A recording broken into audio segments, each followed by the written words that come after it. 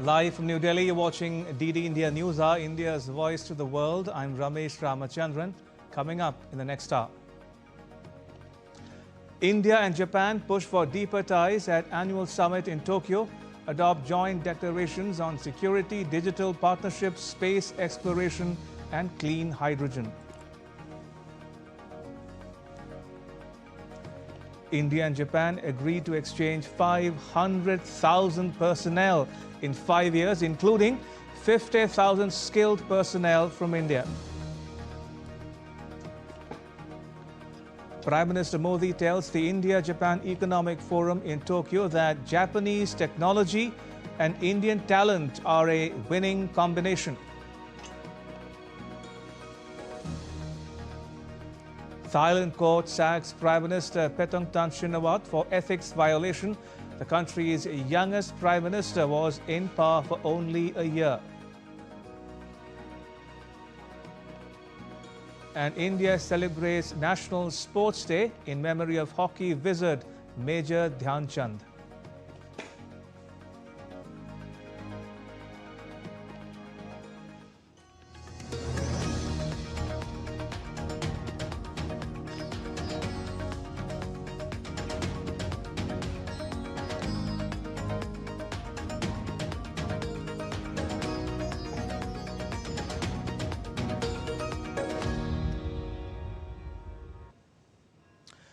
Prime Minister Narendra Modi's Day 1 in Japan highlighted the deep-rooted diplomatic and cultural ties between the two countries, with Japan pledging to invest 10 trillion yen in India in the next decade.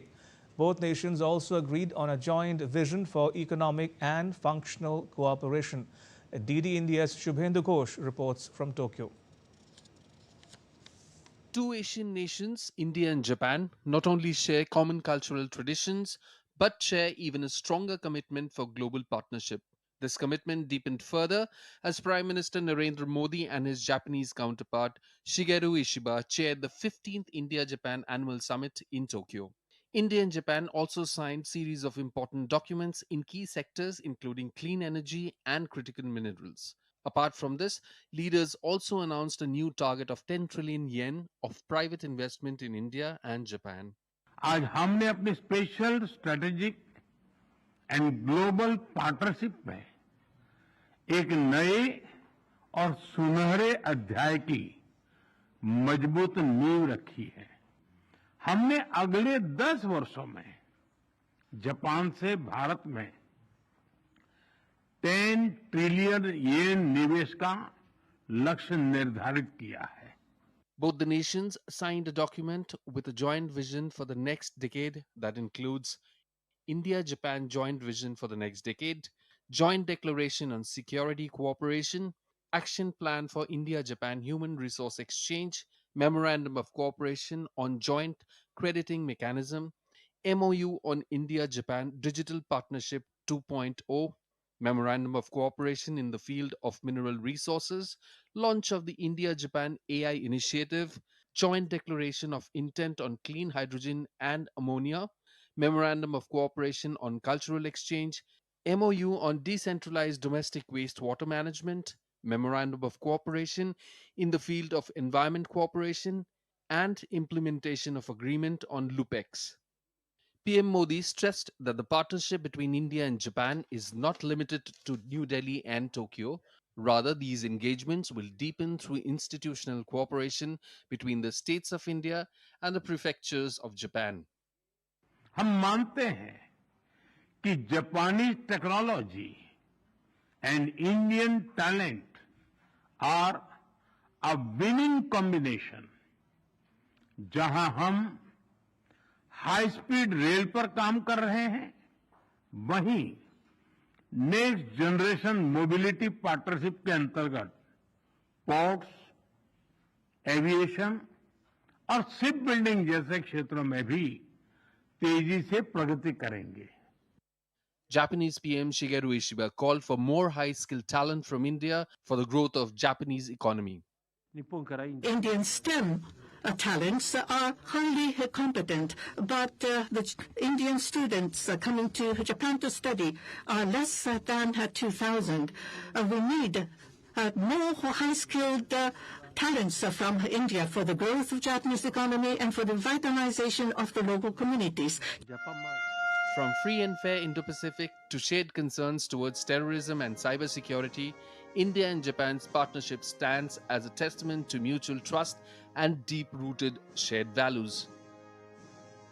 At the 15th India-Japan Annual Summit, Prime Minister Narendra Modi and Prime Minister Shigeru Ishiba presented an ambitious and expanded roadmap, a roadmap that takes into account geopolitical realities, emerging technologies, and demographic opportunities.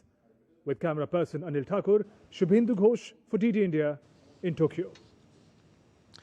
And Prime Minister Modi tells the India-Japan Economic Forum in Tokyo that Japanese technology and Indian talent are a winning combination. He further said that the world is not just watching India, it is counting on India. The next report by DD India's Shubhendu Ghosh deep dives into what happened during the India-Japan Economic Forum meeting in Tokyo, attended by top business honchos from both countries, and PM Modi's inspiring address there. Prime Minister Narendra Modi and Prime Minister of Japan Shigeru Ishiba attended the India-Japan Economic Forum in Tokyo on Friday. Leading industry figures from India and Japan, including CEOs of the India-Japan Business Leaders Forum, participated in the meeting. In his address, PM Modi highlighted the success of the India-Japan Special Strategic and Global Partnership, in particular the bilateral collaboration in the fields of investment, manufacturing and technology. PM Modi explained the ties with Japan, which are strategic, powered by economic logic, and that India is the springboard for Japanese businesses in the global south. India and Japan's partnership is strategic and smart, powered by economic logic. We have turned shared interest into shared prosperity. India is the springboard for Japanese businesses to the global south. Together, we will shape the Asian century for stability. Highlighting the evolving scenario and challenges in the defense and technology sector, Prime Minister said that Japan is a tech powerhouse and India is a talent powerhouse, and both countries can collaborate in a constructive manner. Japan tech power house है और भारत एक talent power house है। Japan की technology और भारत का talent मिलकर इस सदी के टेक रिवॉल्यूशन का नेतृत्व कर सकते हैं। The Prime Minister said that together both the nations can replicate the magic that has been created in the auto sector, in batteries, robotics, semiconductors, shipbuilding and nuclear energy as well. Solar cells हो या फिर green hydrogen, साझेदारी की अपार संभावनाएं हैं। भारत और Japan के बीच जॉइंट क्रेडिट मैकेनिज्म पर समझौता हुआ है। इसका लाभ उठाकर क्लीन और ग्रीन फ्यूचर के निर्माण में सहयोग किया जा सकता है। PM reiterated the government's strong resolve to develop India and said that the efforts are being acknowledged globally. In reforms के पीछे हमारा विकसित भारत बनाने का संकल्प है, हमारा कमिटमेंट है, कन्विक्शन है और स्ट्रेटेजी है, और विश्व ने इसे रिकॉग्नाइज ही नहीं, एप्रिशिएट भी किया है। The world is not just watching India, it is counting on India. The report of the 12th India-Japan Business Leaders Forum, or IJBLF, was presented by the co-chairs of the forum to both leaders, highlighting the burgeoning partnerships between Indian and Japanese industry. Norihiko Ishiguro, chairman and CEO of the Japan External Trade Organization, announced various B2B MOUs signed between Indian and Japanese companies in a range of sectors such as steel, AI, space, education and skills, clean energy, and human resource exchanges. With Bureau inputs, Shubhendu Ghosh's report for DD India from Tokyo. The two countries also agreed on exchange of 500,000 personnel in 5 years, including 50,000 skilled personnel and potential talent from India to Japan. I'm happy to share that the two sides today concluded an important action plan on human resource exchange, which sets a headline number of two-way exchange of people of 500,000 over the next 5 years, including 50,000 skilled and semi-skilled personnel from India to Japan. Foreign Secretary Vikram Misri has said that India and Japan have decided to advance cooperation across 8 pillars, including economic security, mobility, technology, and innovation. Both leaders today exchanged the joint vision for the next decade. This is a 10-year strategic roadmap in economic and functional cooperation between the two sides. This happens to be the 8th decade of our diplomatic ties, and in order to give new vigor to the relationship, both governments have decided to advance cooperation across 8 pillars. And these pillars are economic relations, economic security, mobility, ecological sustainability, technology and innovation, health, people-to-people exchanges, and partnerships between Indian states and Japanese prefectures.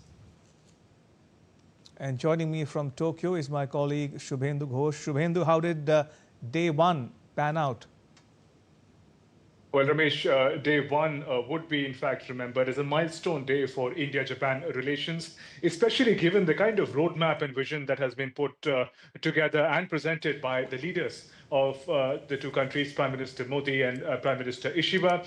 If you look at the manner in which the day panned out, it really talks about the complementarities between India and Japan. When it started, we saw this cultural connectedness where Japanese origin people, artists presenting Indian dance forms, Indian cultures, traditions, beautifully presented while welcoming Prime Minister Narendra Modi along with the Indian diaspora. From there on, we see the B2B connectivity, the economic connectedness between India and Japan, when Prime Minister Narendra Modi and Prime Minister Ishiba engaged with the business community at the economic meeting, and there the leaders also presented their own vision and also push the business community to achieve the large goals that both the countries have set. Prime Minister Ishiba, in fact, mentioned that it is this business community of entrepreneurs that are going to truly realize the potential of the relationship between India and Japan.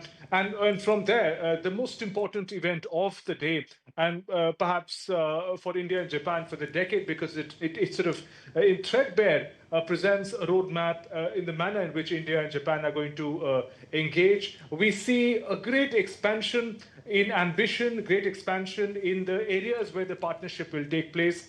Not just automobiles, traditionally in India and Japan's most important achievement, but that success story, the leaders are very keen, should be in fact now be replicated in other areas as well. Areas such as critical technology, which has such a bearing in the current geopolitics and security situation as well. So what India and Japan could achieve could have significant bearing for the region and the world. And in that sense, a very important day one for Prime Minister. And very quickly, Shubhendu, before we let you go, what's on the itinerary tomorrow? Okay, so tomorrow, day one were about policy and discussions. Tomorrow, we see the more practical side of it. The highlight of the day is going to be Prime Minister Modi and Prime Minister Ishiba taking a bullet train from Tokyo to Sendai in Mega Prefecture.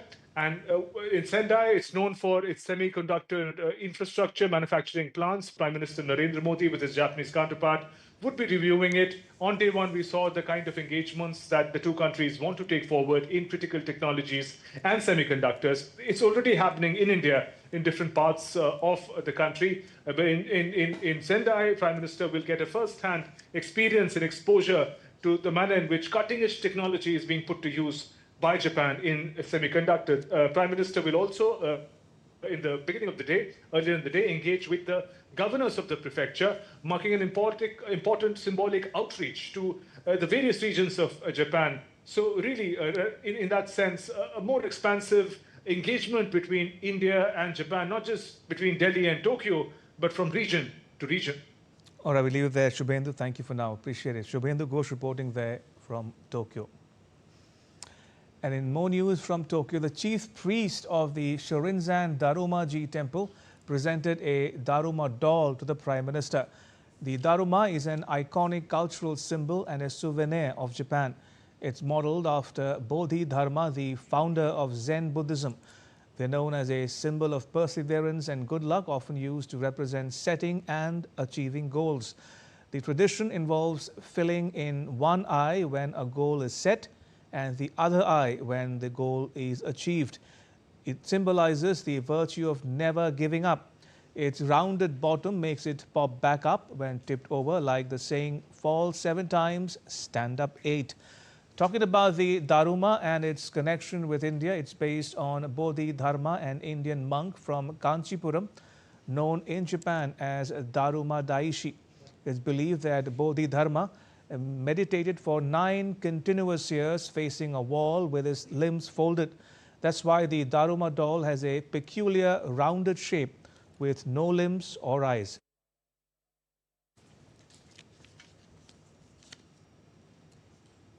Still to come on DD India Newshour. India's Commerce and Industry Minister Piyush Goyal emphasizes the importance of research and development for economic growth. The UK, France and Germany decide to reimpose UN sanctions on Iran over its disputed nuclear program.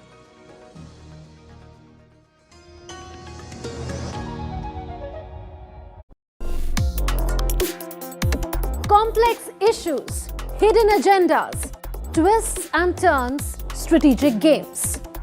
We think all dots are linked. We just need to connect them. Join me every week as I connect the dots to unravel hidden designs in statecraft, mysteries, and decode issues that matter to you. Watch Connecting the Dots with me at these times on DD India.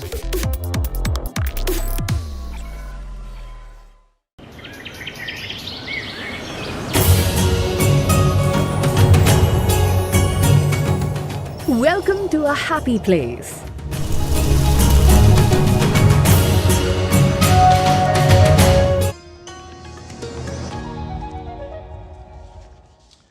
Welcome back. You're watching DD India Newshour. I'm Ramesh Ramachandran. India's Commerce and Industry Minister Piyush Goyal on Friday addressed the 17th CII Global MedTech Summit and also the valedictory session of the 20th CII India-Africa Business Conclave. Minister Goyal said that PLI scheme is a critical tool to boost domestic manufacturing. He highlighted the importance of free trade agreements with various countries, which will open up new opportunities and new markets as well. The minister said that India was also talking to the US for a bilateral trade treaty. Fuzail Ahmed reports.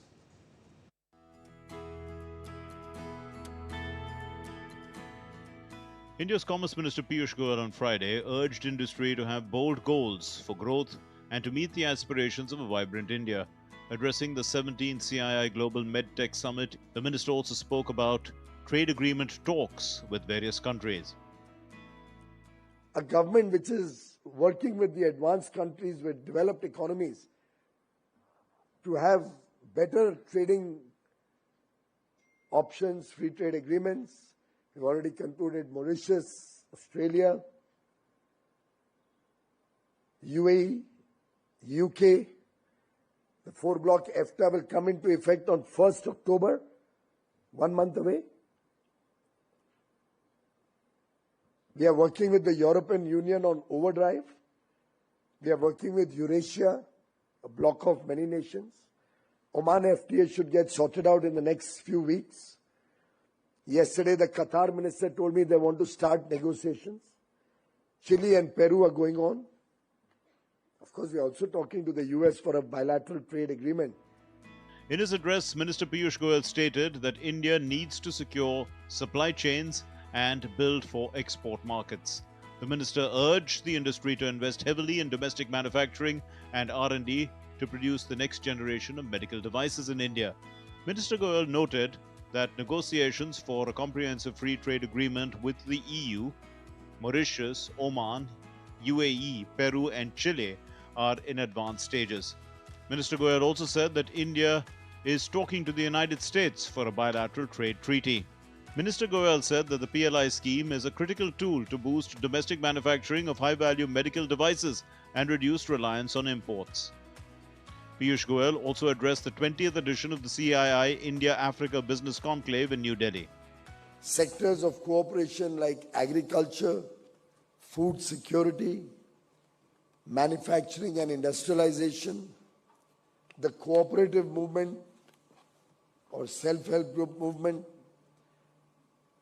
the potential to work with each other on education, skill development, capacity building in terms of research and development, innovation, the startup ecosystem, capacity building in healthcare, pharmaceuticals, renewable energy, some of which our honorable ministers alluded to, provides such a wide spectrum of opportunities for mutual benefit. Calling the Global South the true voice of the developing world, Piyush Goyal urged African countries to work with India at multilateral platforms like the WTO to create common objectives and influence global decision-making. Huzail Ahmed's report for DD India. Ukraine's President Volodymyr Zelensky's Chief of Staff, Andriy Yermak, holds a meeting with U.S. Special Envoy Steve Witkoff to discuss a need for pressure on Moscow to bring peace closer as Russia captures another settlement in Donetsk.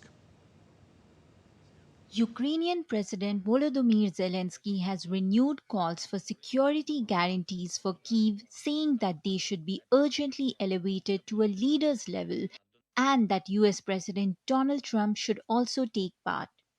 The appeals come as Russia announces that it has captured another settlement in the Donetsk region. Zelensky has said that Russia was building up a force of some 100,000 troops near the settlement. The situation on the front line, the situation we have is more or less normal. The situation is under control. The Pokrovsk direction is the most serious today. There is a build-up and concentration of the enemy there, up to 100,000. That's what we have as of this morning. They are preparing offensive actions in any case. It is important that we know this and are in control. Ukraine said that it struck a fuel pumping facility in Russia day after Russia pounded Kyiv with missiles and drones, claiming at least 23 lives. Zelensky called the strike the second largest attack since February 2022. The country also said that a Russian attack on a Ukrainian warship killed 2 servicemen. White House said that US President Donald Trump was not happy with the Russian strike. The US State Department has approved sale of air-launched cruise missiles and related equipment to Ukraine for an estimated $825 million.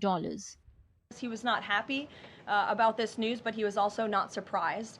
These are 2 countries that have been at war for a very long time. Russia launched this attack on Kyiv, and likewise, Ukraine recently dealt a blow to Russia's oil refineries. They have taken out, as a matter of fact, 20% of Russia's oil refinery capacity over the course of their attacks throughout the month of August. So the president is continuing to watch this intently, and this killing, unfortunately, will continue as long as the war continues, which is why the president wants it to end.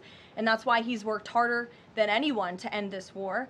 The European Union and UK summoned Russian envoys over the attack. Moscow said that it targeted military industrial sites and that it was still interested in pursuing peace talks. Bureau Report, DD India. In another crushing blow to the Shinawatra political dynasty, Thailand's constitutional court dismissed Prime Minister Paetongtarn Shinawatra from office on Friday for an ethics violation. 39-year-old Paetongtarn was the country's youngest prime minister and the sixth leader from the billionaire Shinawatra family to be forced out of office either by the courts or the military. In its verdict, the court said that Paetongtarn violated ethics in a leaked June telephone call during which she appeared to kowtow to Cambodia's former leader Hun Sen when both countries were at the brink of an armed conflict. The Constitutional Court ruled that suspended Prime Minister Paetongtarn Shinawatra failed to uphold prime ministerial standards in handling a sensitive border dispute. The decision leaves Thailand with only an acting prime minister and no clear successor. A new prime minister must be chosen from candidates nominated in the 2023 election, but most are disqualified or politically sidelined. The parliament could vote as early as next week, with intense political negotiations now underway. Accepting the verdict, the former prime minister said that she had sought to safeguard the country's interests. First of all, in paying respects to the judicial process, I accept the Constitutional Court's verdict. However, speaking as a Thai person, I would like to insist on my pure intention and true determination to save the country all along.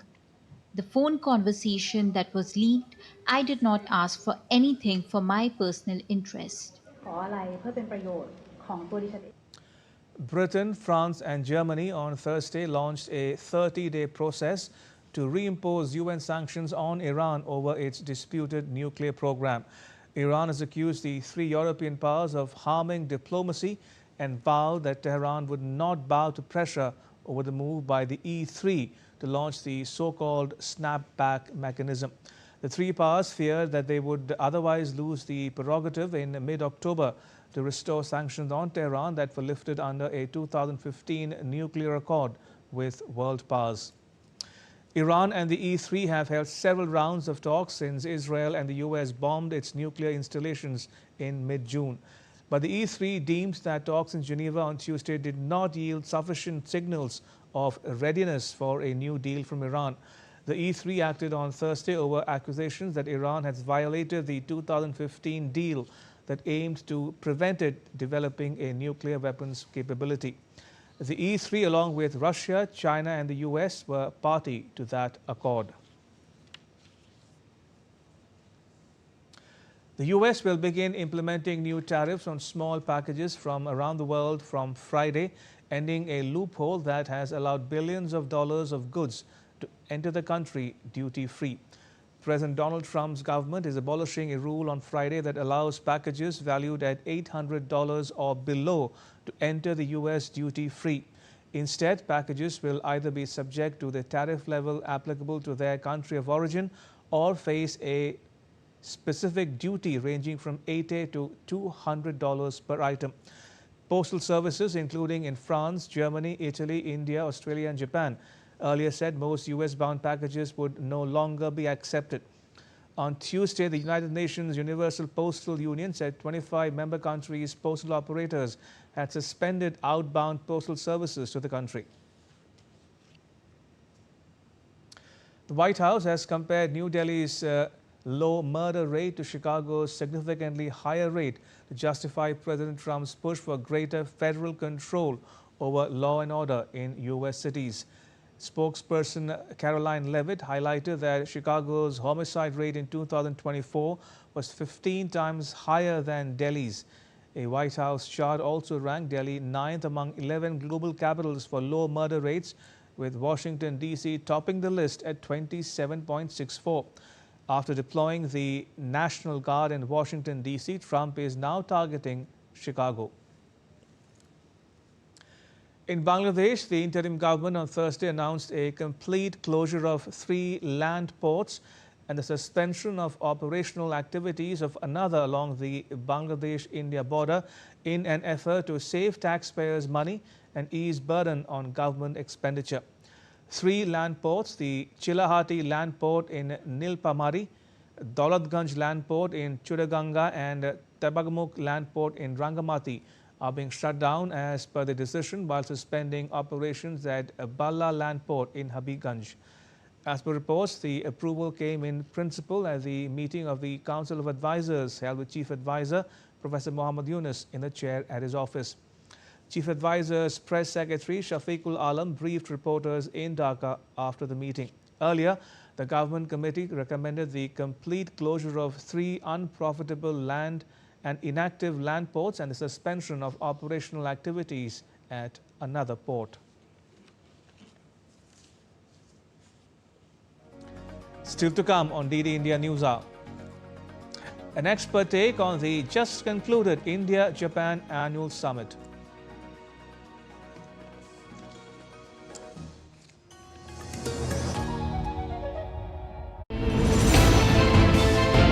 Geopolitics and trade deals. Economic challenges amid development. Hard work and the path to prosperity. It's the economy, always. Between walkers, money is what money does and says. Supply creates its own demand. Between the bulls pulls and bears tears. When supply chains globalization and India rises to the podium. We'll get you centered with the economic brief at 8 p.m. every Thursday on DD India.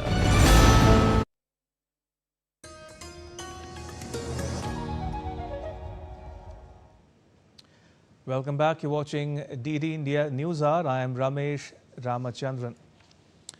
Right, going back to the top story, India holds annual summit with Japan in Tokyo. Joining us to put the summit in its proper context for you are Professor C. Rajkumar, Vice Chancellor of O.P. Jindal Global University at Sonipat in Haryana, and Professor Harshvardhan Pant, Vice President Studies and Foreign Policy at the Observer Research Foundation. Gentlemen, welcome to DD India. Professor Kumar, what did you make of the optics and outcomes of the India-Japan summit?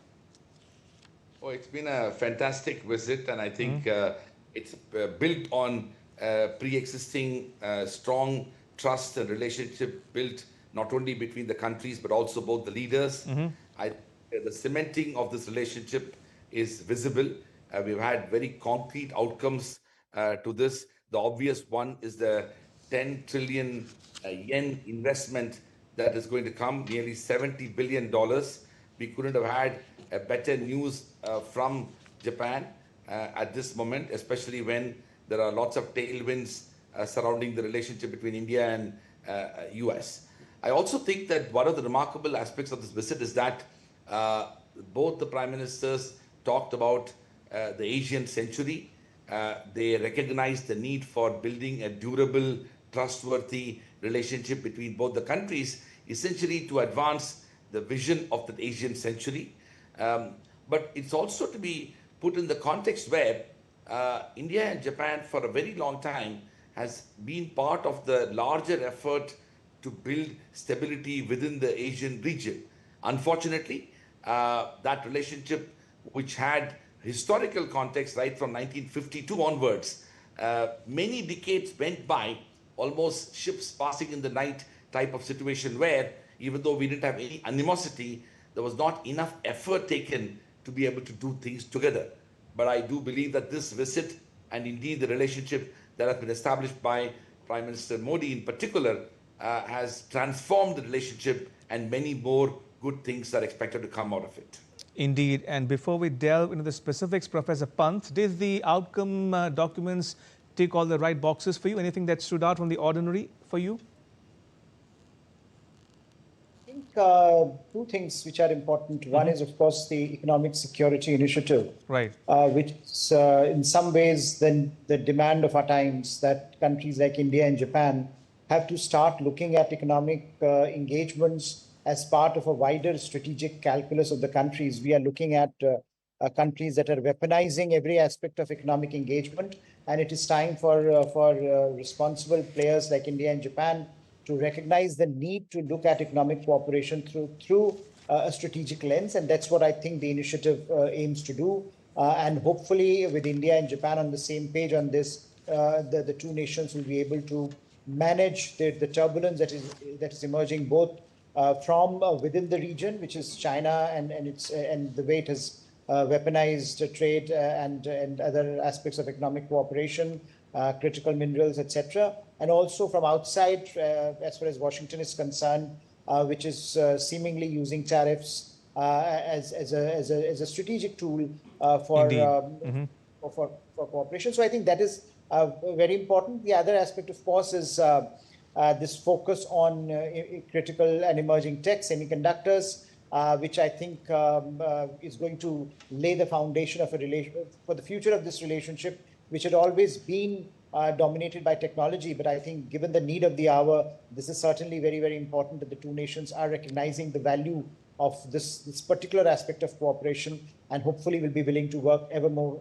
closely on this aspect. Professor Kumar, taking off from the point where Professor Pant left it, the summit takes place at a time when the world is buffeted by multiple crises, including the Trump tariffs. Now, Trump has imposed tariffs on both Japan and India. Do you think the Trump tariffs have injected a sense of urgency and purpose into the India-Japan trade and investment ties? Well, undoubtedly the timing couldn't be better. But I also want to say that relationships between countries and societies are built over a long period of time. I think it is only fair to say that this Prime Minister, in particular from India, has very painstakingly taken effort all the way from 2014 to build this relationship with Japan. We, of course, had the tragic loss of the former Prime Minister of Japan, who had a very special relationship with our Prime Minister. But because of the fact that this was based upon a strong foundation of trust and, I must say, shared democratic values and the principles that we both as countries believe in, it has actually withstood the test of time in terms of what we're doing today. I do believe that trade and investment and aspects surrounding it is only one part of it. There is a strong sense of affinity and appreciation and understanding of the historic role that India played. I'm sure you are aware of the fact that a very distinguished Indian judge, Justice Radha Binod Paul, was part of the War Crimes Tribunal way back just after the Second World War. And Japan does owe a debt of intellectual gratitude, as they feel, towards India. And we also know that the democratization of Indian automobile industry much earlier, when many of us in India transitioned from, say, two-wheeler scooters into the four-wheeler Maruti Suzuki, was also an extraordinary relationship between both the countries. And of course, we know that the early origins of Buddhism and its impact and influence in Japan also played a very significant cultural influence when it comes to the relationship. But having said that, I must confess that despite all these aspects of the relationship, the fact remains that for the last several decades, India and Japan have been playing its own role somewhat independently and arguably indifferently to their very existence. And what Prime Minister Narendra Modi has done is simply to reimagine this relationship, to be able to invest in the relationship and to engage with institutions across Japan. One of the remarkable things that what India has done, especially with the very important leadership role played by Ambassador C.B. George, who is India's ambassador to Japan, is that we not only are engaging with Tokyo and with the capital city, but all the prefectures across Japan. I believe the Honorable Prime Minister of India has had interaction with the prefecture governors of all parts of Japan, essentially leading to a deeper and a more substantive engagement across Japan. These are important signals, not only from a messaging standpoint, but also its potential for the future. Very true. Professor Pant, you spoke about the Economic Security Initiative. Now, India and Japan have also agreed to deepen their security and defense cooperation. What might this entail, Professor Pant? I think this has been one of the key arguments that many in India have been making, is that Japan's technological prowess, particularly in the defense sector, has been quite substantive. But there have been self-imposed constraints on Japan, which Japan is now in the process of either removing or reimagining in some ways.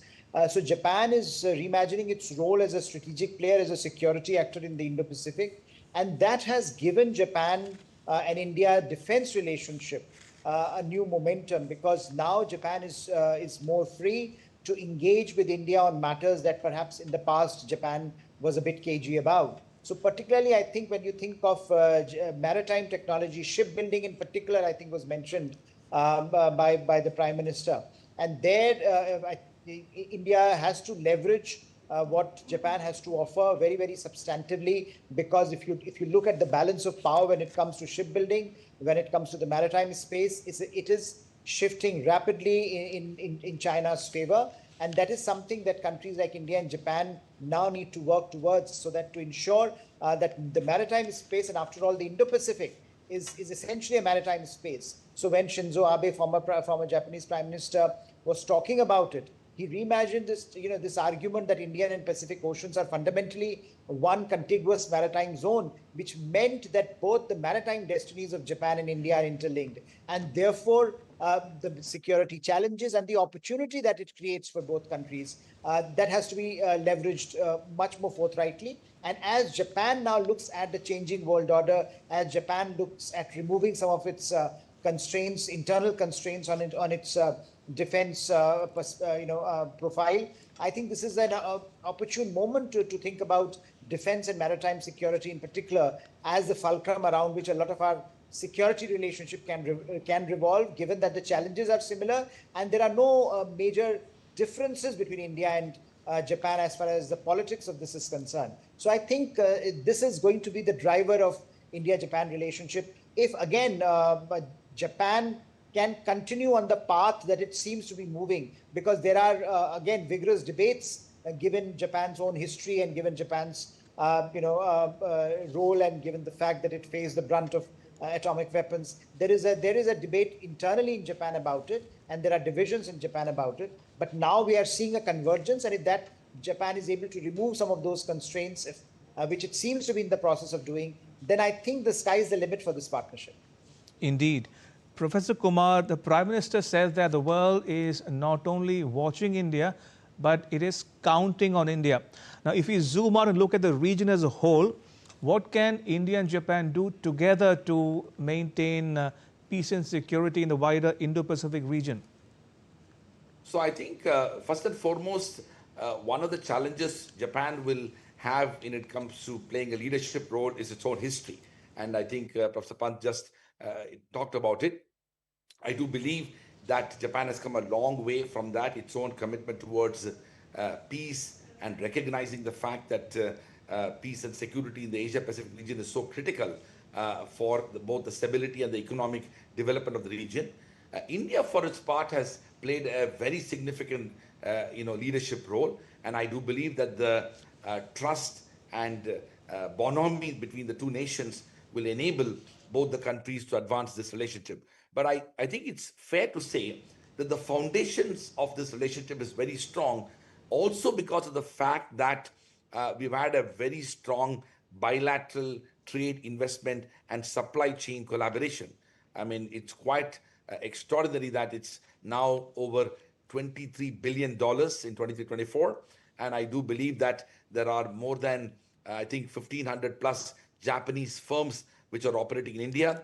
Japan is a key FDI partner, almost contributing to $43 billion cumulatively by December 2024. So these are very, very strong, reasons why this relationship has the potential to sustain.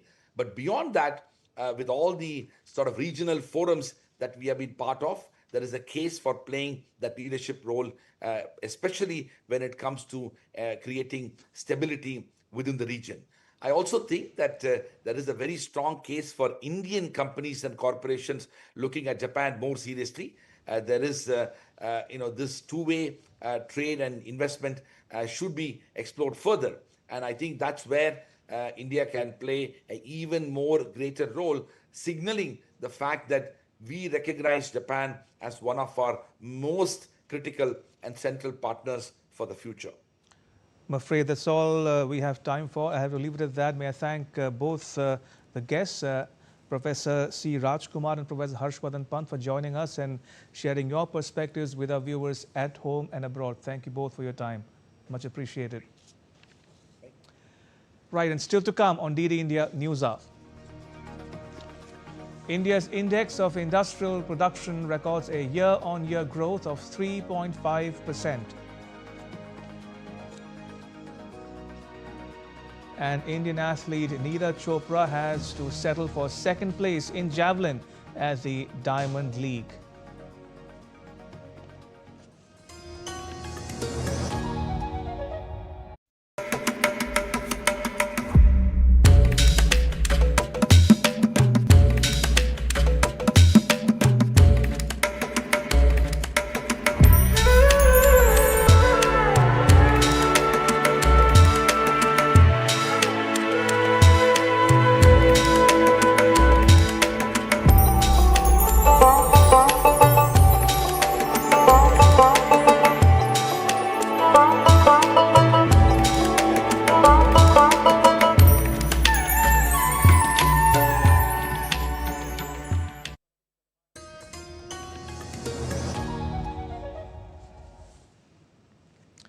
Welcome back. You're watching DD India Newshour. I'm Ramesh Ramachandran.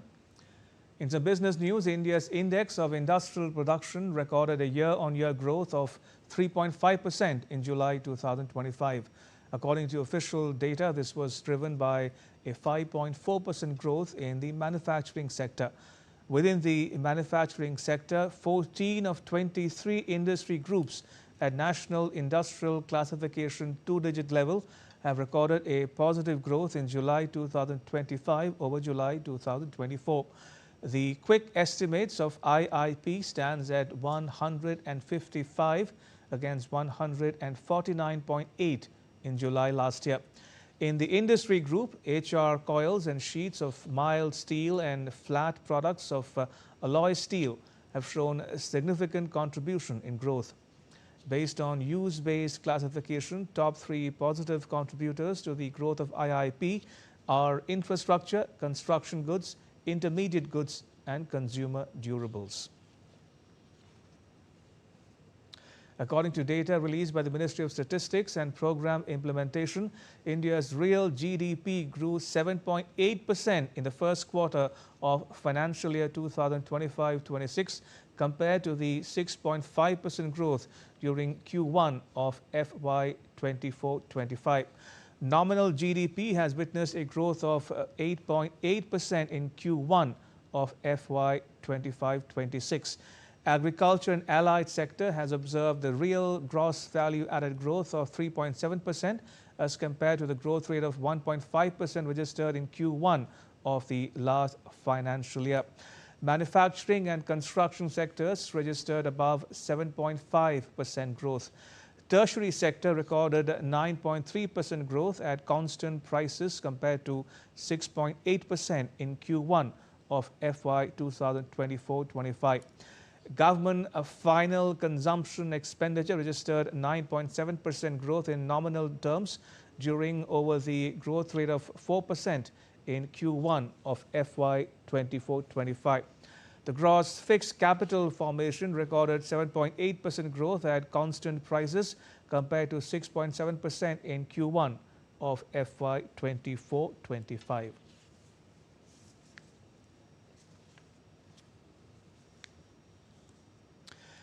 India on Friday celebrated National Sports Day.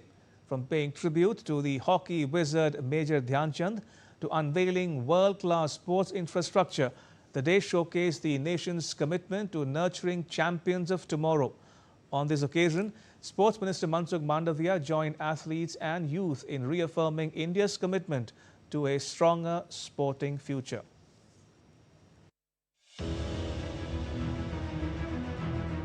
New Delhi witnessed a grand celebration of National Sports Day 2025, marked with tributes, sporting events and infrastructural boosts for athletes. The day began at the National Stadium, where Union Sports Minister Mansukh Mandavia paid floral tribute to hockey wizard Major Dhyan Chand, in whose honor the day is celebrated.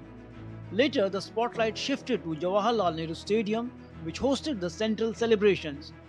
The event was graced by eminent athletes including Deven Jhajaria, Anju Bobby George, Sumit Antil and Praveen Kumar. Modi ji ने फिर से देश में एक sports spirit develop हो,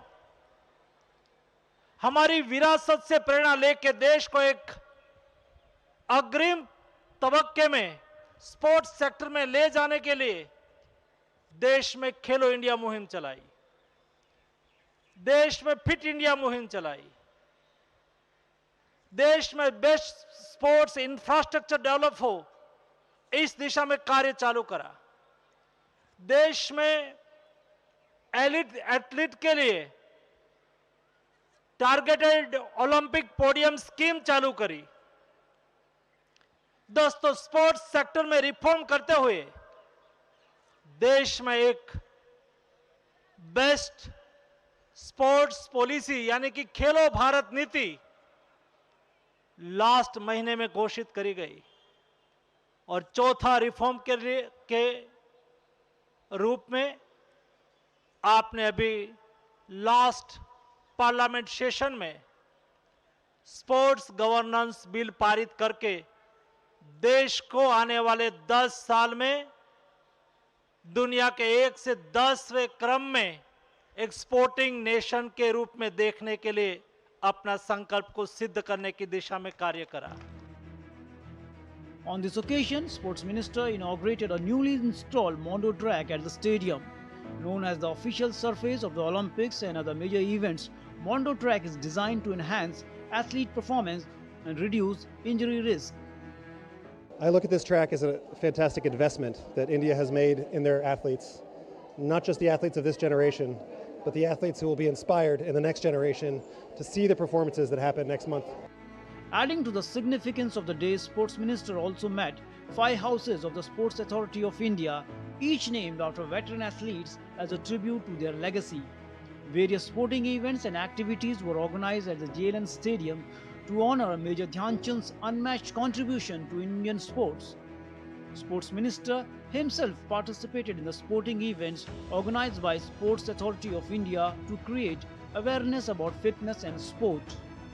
National Sports Day is not just a tribute to a sporting legend, but also a reflection of India's growing commitment to building a stronger sporting ecosystem. Narayan Singh's report for DD India, Delhi. India's public broadcaster Doordarshan marked National Sports Day with enthusiasm, organizing a series of sports events at its premises as part of a 3-day nationwide sports movement from 29th to the 31st of August. The celebrations were thoughtfully designed to be inclusive of all age groups, featuring a variety of competitions such as chess, table tennis, carom, rope skipping, and the classic lemon and spoon race. Staff members enthusiastically took time out of their busy schedules to actively participate in the events, fostering a spirit of camaraderie and healthy competition. The overarching vision of the initiative is to unite the nation through inclusive celebrations that embrace both modern sports and traditional indigenous games, promoting a culture of fitness, fun, and togetherness. Swayam, India's leading accessibility organization, joined hands with Doordarshan on Sports Day to raise awareness about the challenges faced by individuals with reduced mobility. As part of their campaign, Swayam conducted unique simulation activities, giving participants a first-hand experience of navigating spaces with limited mobility, encouraging empathy and understanding.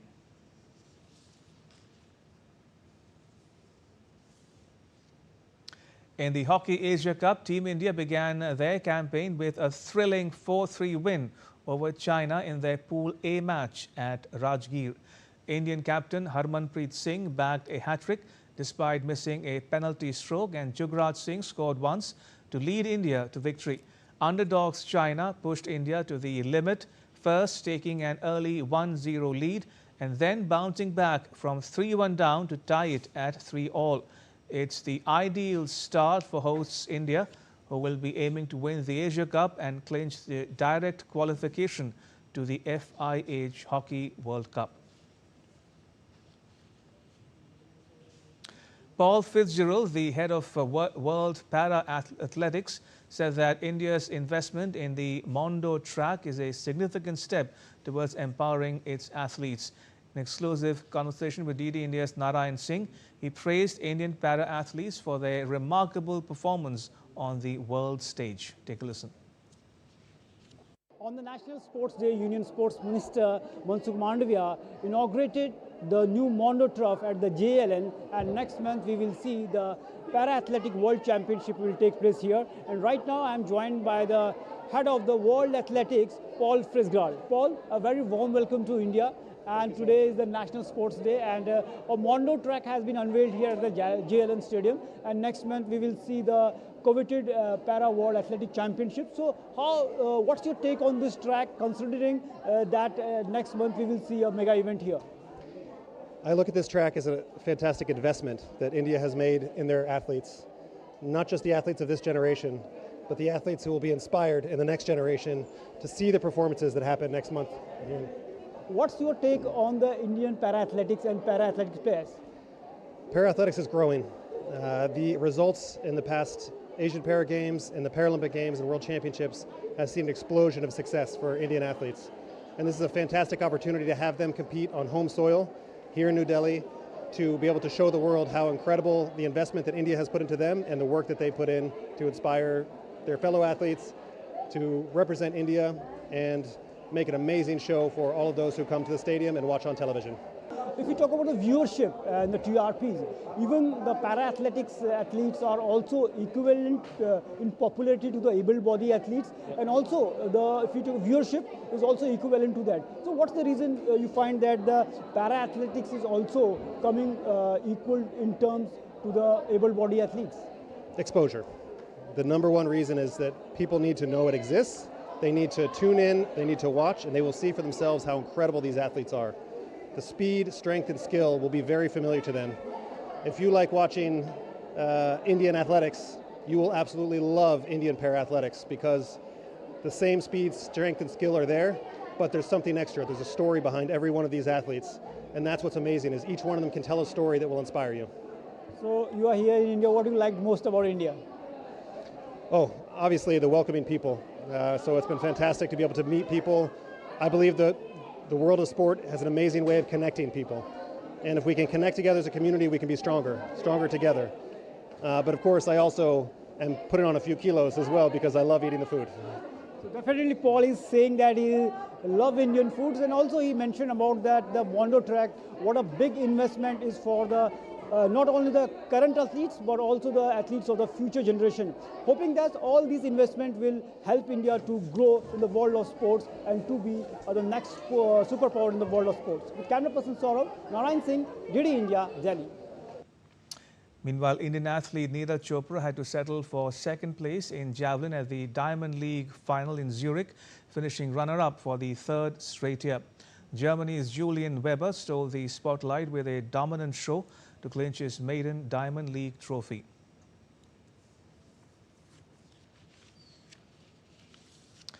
And that's all for this edition of DD India Newshour, but let us know your thoughts on the news of the day. You can get the latest news and updates on the DD India mobile app. It's available on both Android and iOS platforms. Scan the QR code that is now on your screen to download it. And we'll be back with more news as it breaks here on DD India. I'm Ramesh Ramachandran, all of us here in New Delhi. Thanks for watching DD India Newshour.